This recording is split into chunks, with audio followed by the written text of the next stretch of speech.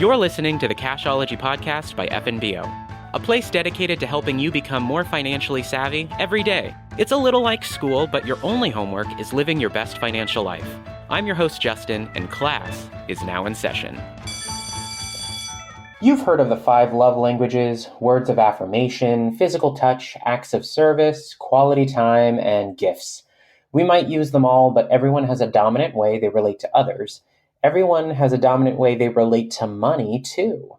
A money personality, maybe learned from our parents or formed by our own life experience. Learning about your money personality can help you have a sound relationship with your finances. Welcome and thanks for listening to the Cashology podcast, hosted by your guide on the path to financial savvy, me, Justin. In this episode, I'm joined by Brittany Neurath from our Broomfield, Colorado branch.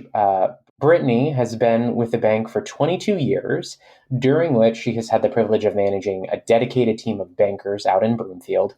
Brittany's role primarily involves empowering and guiding her team to provide expert advice and exceptional service to FNBO's valued customers on their financial journeys. Personally, I think this makes Brittany an excellent guest to have give us an overview of the money personalities that exist. And in this episode, I learned that there are 5 of them. How fantastic is that? So as always, please give us a like and subscribe and tell your friends about the Cashology podcast. In fact, tell your friends to tell their friends and then have those friends all buy postcards and then choose a distant cousin or relative that they've been meaning to reach out to, have them take that postcard and then have a little plug for the Cashology podcast and then send that to that distant relative, because that is how you spread the message. So please do that. Tell your friends and then your friends' friends and then those friends. Again, I hope you enjoy this episode about the 5 money personalities. Well, let's get into the topic. So today we're just talking about 5 money personalities. And so, Brittany, if I told you I get genuine joy from saving money, what does that tell you? That's easy. That tells me that you're a saver. Savers are great, but they can learn a few things from the other personality types. What if I told you I work hard and I love to enjoy the fruits of my labor? Well, then I think that tells me you're the complete opposite of me. You're a spender. That is true. I might be a saver. Tell me about myself then. That's easy. You get a genuine rush from savings. Savers, it's like a source of pride. They're the ones who always turn the lights off when leaving a room. You're organized, responsible, and you like to keep your tax returns, even saving them for decades. When you make purchases, you understand the true cost of ownership, meaning all the maintenance, repairs, and any other costs. That all sounds great, but you can be overly focused on your pure savings goals. You accumulate a lot of cash rather than investing it.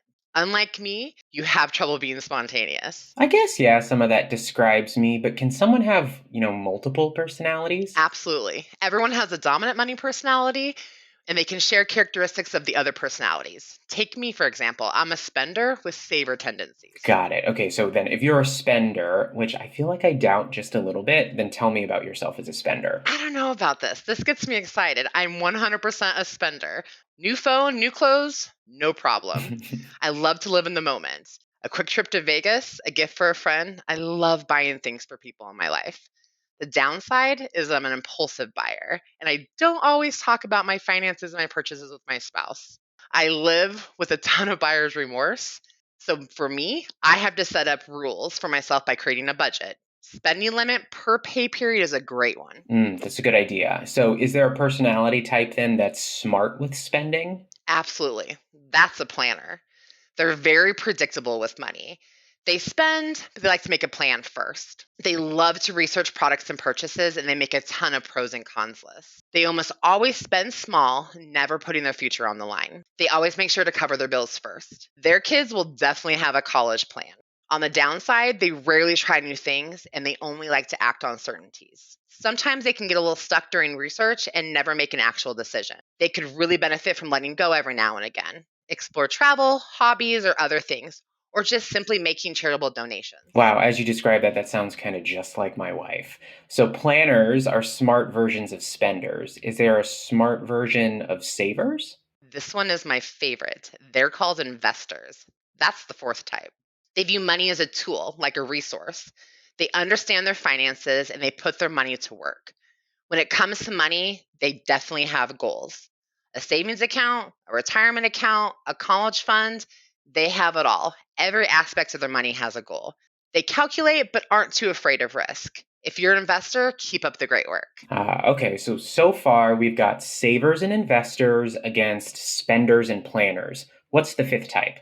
The fifth type definitely won't break the tie. The fifth type is called detached. This type would rather let someone else take care of their finances. They rarely talk about money or even think about it. They definitely do not have a budget. They're very focused on their relationships and connections. If they have someone, a spouse, that's great, especially if that spouse is a saver, investor, or a planner. But if you're detached and your spouse is a spender, well, that could be a little bit of a problem. The detached personality type can benefit from automating things. Use payroll deduction for your retirement savings, automate your transfers to your savings accounts, or auto pay your bills. Set it, but don't forget it. Spend 15 minutes a week going over your accounts. Make sure you're in good shape. I think that's like great advice just for anyone, making sure you're checking in at a reasonable amount of time.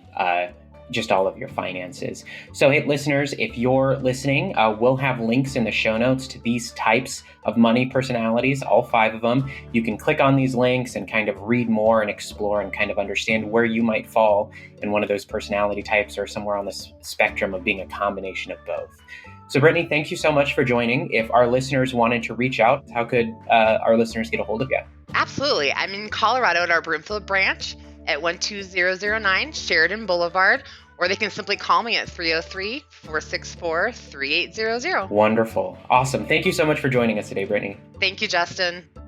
Member FDIC, Equal Housing Lender. Podcasts are for informational purposes only and not intended to provide specific advice or recommendations. When making decisions about your financial situation, consult a financial professional for advice. Podcasts are not regularly updated and information may become outdated. Deposit products are offered by First National Bank of Omaha, member FDIC. Investment products are not FDIC insured, not a deposit or other obligation of the bank, not insured by any federal government agency, not guaranteed by the bank, may lose value. The Cashology Podcast, copyright First National Bank of Omaha.